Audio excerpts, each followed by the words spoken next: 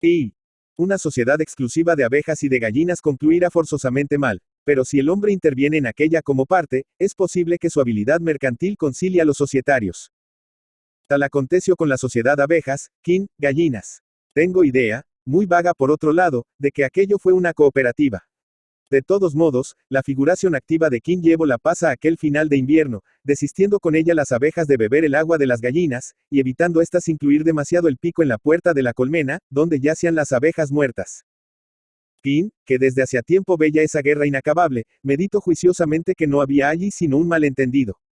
En efecto, la cordialidad surgió al proveer a las abejas de un bebedero particular, y teniendo King la paciencia todas las mañanas, de limpiar el fondo de la colmena, y arrastrar afuera las larvas de zánganos que una prematura producción de machos había forzado a sacrificar.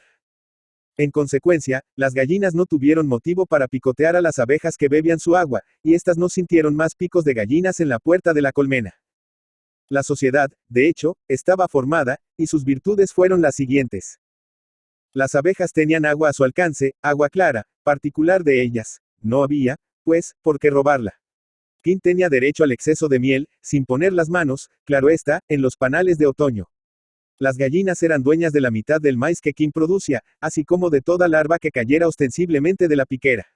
Y aún más, por una especie de tolerancia de tarifa, era lícito a las gallinas comer a las abejas enfermas y a los zánganos retardados que se enfriaban al pie de la colmena.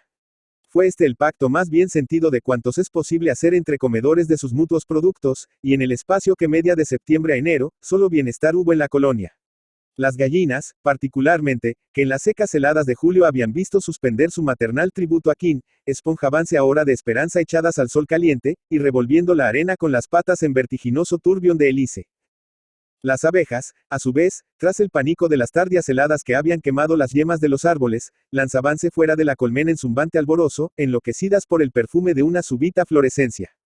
20 días de sol y viento norte habían fijado la savia en nuevas yemas, y mientras el campo se amorataba de flores, en el monte negro los lapachos se individualizaban en inmenso pompón de campanillas rosadas. Pesadas de miel, las abejas callan sobre la piquera en tal profusión que King debió agrandar la entrada, y aun cepillar a las abejas que se adherían en racimo a las paredes de la colmena. Mal hábito que, bien lo sabía King, indica o demasiado calor interior o exceso de abejas. Exceso, sí, y King se preguntaba cómo y por qué no habían enjambrado ya. A fines de octubre King retiró la primera alza, con 8 espléndidos marcos. Si King y su familia no gustaban mucho de la miel, tenían en cambio amigos que la adoraban. Este excesivo amor a sus panales diole una luz brillante, aunque económica, que consistió en sustituir los 8 grandes marcos por 24 secciones, permitiéndole así esta subdivisión halagar dulcemente al círculo de sus amigos. De esta manera, la obtención de miel, que para King era una empresa casi secundaria, tornóse de repente grave problema, y esto concilió para su fatalidad con los primeros síntomas de enjambrazón de que dieron señal las abejas. King tenía 2 chicos, hasta ese momento de salud perfecta. El mayor cayó de pronto con gastroenteritis y sus inacabables consecuencias. Pasado el periodo agudo, hallóse que la criatura digería maravillosamente la miel. Visto lo cual, King refrenó sus prodigalidades de panales y se dispuso a hacer provisiones para el invierno. Ahora bien, la primera condición para una espléndida cosecha de miel es tener abejas italianas, y las de King eran negras, modestas negras originarias, por aclimatación durante siglos, de la selva de Misiones, donde King las había cazado. Como no podía pensar en una súbita renovación de sus colmenas, King no era rico, pidió a Buenos Aires una reina italiana.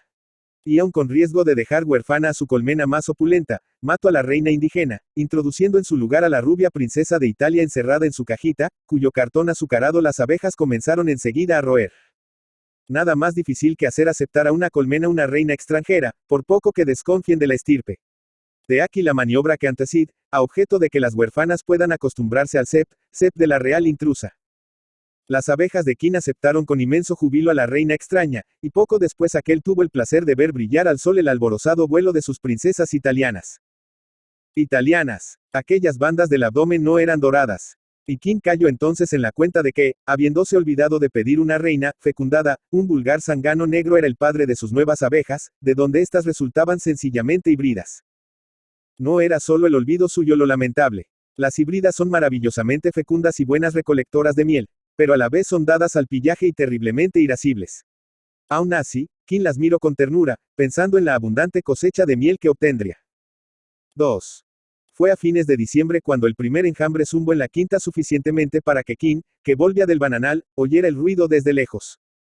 Cuando se ve salir un enjambre de gran volumen, la impresión más fuerte es la de que no se sabe cómo puede haber tantas abejas dentro de la colmena, y luego, de que no van a concluir de salir nunca. El enjambre era prodigioso, y apenas bastaban los 15 centímetros de entrada para el violento escape. Kim corrió a llenar la bomba irrigadora, y presto la fina lluvia abatió a las abejas en una rama de mandarino. Dado el volumen del enjambre, Kim esperaba que su colmena no se subdividiera más. Pero 12 días después el zumbido de llamada tornaba a inundar la quinta, y el nuevo enjambre subió girando sobre sí mismo, y se alejó hacia el monte.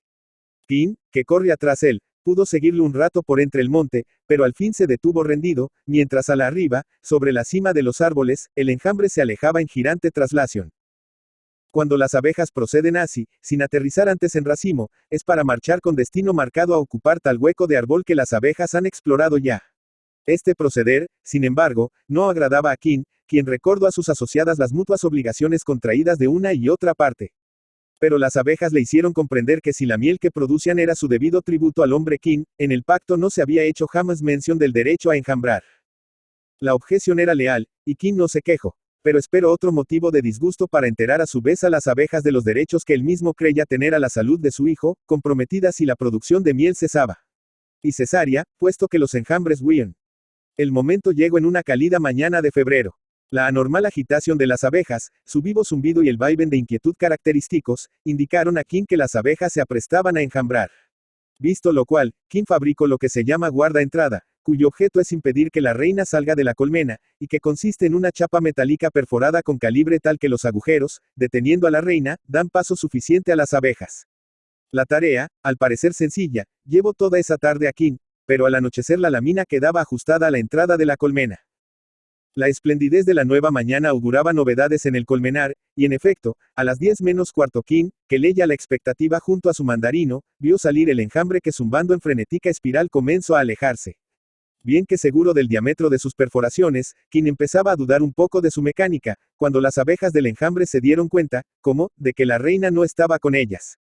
Las espiras se dilataron en loco zumbido de consternación, y el enjambre entero se precipitó de nuevo en la colmena, que era precisamente lo que había provocado Kim, no permitiendo salir a la reina.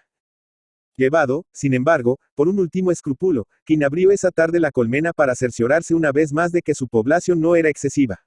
No lo era, no, y si en los marcos había 15 celdas de reina, y sus asociadas se disponían a un enjambre secundario, era debido a esa delirante fiebre de colonización que lanza a veces a las abejas fuera de la colmena madre en 4, 6 y hasta 12 enjambres sucesivos, también que el último está formado únicamente por reinas vírgenes, regia aventura de princesas sin trono que al caer la tarde volverán consternadas al palacio materno, a cuya entrada serán acribilladas por sus mismas nodrizas. Kim sufrió la tentación de extirpar las celdas de aquellas infantas inútiles, ya destronadas antes de nacer. Pero como gracias al guarda-entrada, que impidiendo nuevos enjambres, evitaría por lo tanto nueva eclosión de reinas, la reina madre debía sacrificar a sus posibles rivales, Kim se abstuvo. Además, en la sien derecha y en el cuello tenía 2 manchas lívidas. Y pensó que si por abrir la colmena había merecido 2 picaduras, algo peor pasaría al poner en la sacra celda sus manos regicidas. El resto del día nada anormal se notó. Kim podó sus cocoteros, cepilló algún eucalipto y respiró por fin la frescura de su noche subtropical. A la mañana siguiente, y lo mismo que 24 horas atrás, las abejas fueron proyectadas de la colmena en violento chorro. Su tenaz espíritu de expansio las lanzaba a enjambrar de nuevo, y el vertiginoso globo volteó otra vez, inútilmente, sin poder alejarse por faltarle la reina. Kim pretendió levantar la tapa de la colmena para echar una ojeada, y una nube de abejas se lanzó contra él. Alejóse unos pasos, y desde allí tornó a recordar a sus asociadas que no tenían el derecho de desertar de ese modo. Las abejas zumbaron que la miel pertenece a una y 1000 veces a Kim, pero que ahí concluyan sus derechos. Y fue así como se apagó y entró en la noche la última fase de una sociedad extraña que pudo haber sido un encanto. 3. A las 12 en punto, poco después de almorzar, sobrevino la catástrofe. Las abejas, exasperadas por aquella chapa agujereada que impedía salir a la reina, la habían matado. Kim la había visto muerta en la piquera, traspasada a aguijonazos. Aunque hubiera deseado quedarse, Kim tuvo que salir un momento a pie, y ató su caballo a un poste del tejido de alambre, sin tiempo para observar lo que pasaba en las colmenas. Hasta ese instante no se había notado el menor indicio de ataque. Por esto cuando la mujer de Kim vio entre las palmeras, al lado del corredor, algunas abejas que zumbaban con aguda cólera, no se preocupó mayormente, contentándose con llamar a su hijo mayor, que dialogaba con las semillas de los eucaliptos, y con entrar bajo el corredor el cochecito en que dormía su pequeña. De repente el chico lanzó un grito. ¡Ay, mamá! La mujer de King corrió, y antes de darse cuenta de lo que pasaba, oyó otro alarido de su hijo, a tiempo que se sentía terriblemente picada. El aire estaba ensombrecido de abejas furiosas. Con las manos en la cara, acribillada de saetazos, corrió hacia su hijo, que llegaba ya hasta ella gritando de terror. La mujer de King lo hundió desesperada entre sus faldas, y sintió entonces un brusco vagido. ¡Ay, la nena! ¡Dios mío! Corre al comedor, mi hijo. Y empujando violentamente al chico, se lanzó a la cuna. La cara de la pequeña desaparecía bajo la nube de abejas. La madre, gritando de horror, limpió del rostro aquella horrible cosa pegada, y arrancando a la criatura del cochecito entró a su vez en el comedor. Pero las abejas, enloquecidas de furia, entraban tras ella, y tuvo que encerrarse en su cuarto, y clamando a gritos con su hijo. Entonces oyó, distante aún, la voz alterada de su marido. Julia, óyeme bien, no salgas. Los chicos están contigo. Sí, en mi cuarto. Pero ven enseguida. Julita se muere, King. King, acribillado a su vez de picaduras, alcanzó a ver, mientras corría el tejido de alambre deshecho, a su caballo por tierra. Vio el patio oscurecido de abejas, y 4 negros chorros que continuaban saliendo de las colmenas. Vio asimismo que su hijo varón, aunque con cara y manos fuertemente picadas, no ofrecía peligro alguno. Su hija. Mira, mira, le gritó su mujer consternada. Se nos va a morir, King. No había allí sino un cuerpecillo de bebé con una monstruosa bola de carne por cara, en que boca, nariz y ojos desaparecían en una vejiga livida. King abrió la puerta del comedor, y una nube de abejas se lanzó a su encuentro, acribillándolo de nuevo a aguijonazos. En la cuna, bajo el mosquitero. Los dos. Ponte el velo, gritó King, cogiendo el suyo y saliendo de nuevo. En 5 minutos King dispuso grandes vendajes de agua caliente, y envolvió a la criatura de pies a cabeza. Renovó las compresas a los 10 minutos, y durante 4 horas los vendajes continuaron sin interrupción, hasta que al cabo de ellas King y su mujer pudieron respirar. El pulso se levantaba y la fiebre e hinchazón cedían por fin. Julia, quebrantada, se echó entonces a llorar quedamente. Figúrate que pensaba dejarla en pañales por el calor. Sonreía a su marido con los ojos llenos de lágrimas. Cuando pienso. Sí, para estos casos son útiles las mantillas, repuso él bromeando, a fin de levantar el ánimo. Y al mirarse por primera vez en la cara, se echaron a reír sin querer. King no veía con el ojo izquierdo, y su mujer lo hacía medianamente con los dos.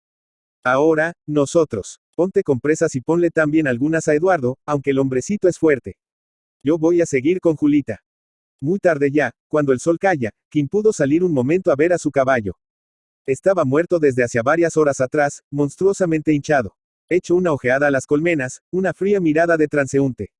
Una tras otra, las híbridas enloquecidas volvían a recogerse con la caída de la noche, mutiladas, hartas de pillaje y locura asesina. En un poste del tejido de alambre vio aún 20 o 30 abejas aguijoneando la madera inerte. King se estremeció entonces libremente. Lo que no había querido decir a su mujer es que posiblemente los ojos de la criatura estaban tocados. Si Dios no hace un milagro, murmuró. La sombra crecía, y en la súbita frescura King, sacándose el sombrero con el velo, arrojó en un brusco suspiro crepuscular la fúnebre opresión de toda esa tarde que se llevaba, en girante pesadilla de abejas, la vida de su caballo y la belleza de su hija. Horacio Quiroga.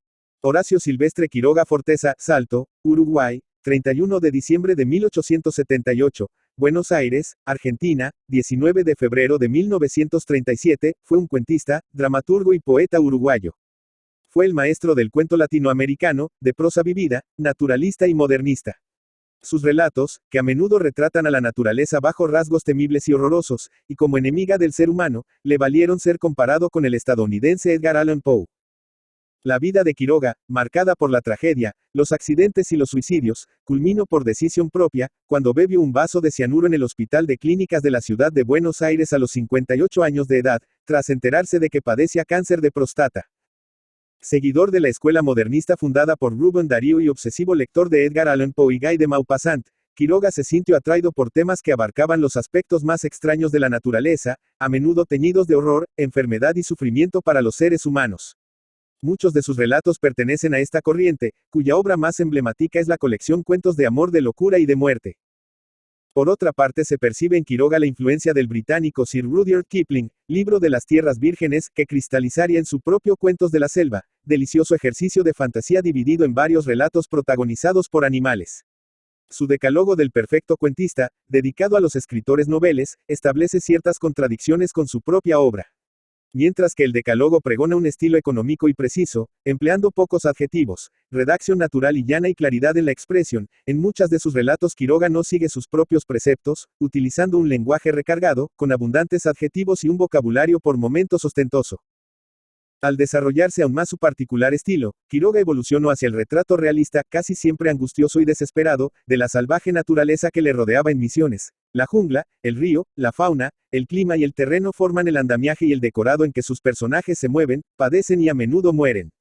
Especialmente en sus relatos, Quiroga describe con arte y humanismo la tragedia que persigue a los miserables obreros rurales de la región, los peligros y padecimientos a que se ven expuestos y el modo en que se perpetúa este dolor existencial a las generaciones siguientes.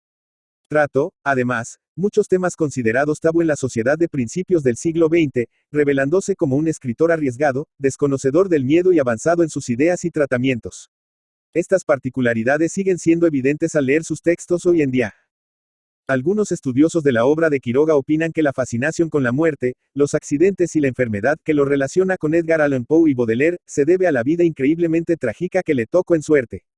Sea esto cierto o no, en verdad Horacio Quiroga ha dejado para la posteridad algunas de las piezas más terribles, brillantes y trascendentales de la literatura hispanoamericana del siglo XX. Información extraída de la Wikipedia.